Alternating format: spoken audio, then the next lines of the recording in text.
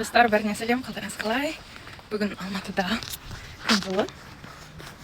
Әдемі ауа райы болып тұр.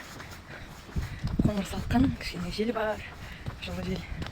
Мен жаттығу жасауға кетіп бара жатырмын. Ол жаттығу түрі бәріне келе бермейді. Жалпы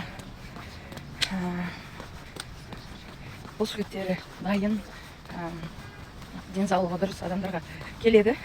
Сосын мен қазан айынан бастап Сайранға жақын жерде ЖК Каусарда зал бар, Шахрислы деген. Сол жерде жаттығулар өткізетін боламын, әйелдерге арналған.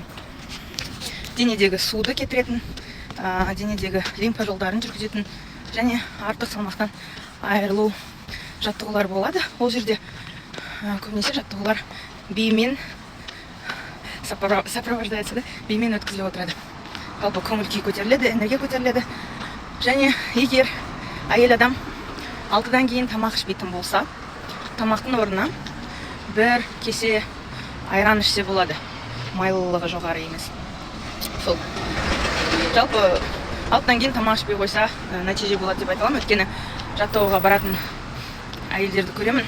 Оларда қатысқандарына бір жыл болса да салмақтары кете қоймаған. Мүмкін олардың денелерінің бұлшықеттері үйренген шығар, бірақ бұлайша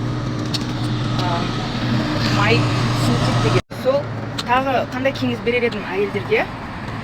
Егер қан қысымдары жоғары болса, 1,5-2 литр су күніне ішіп тұрса болады.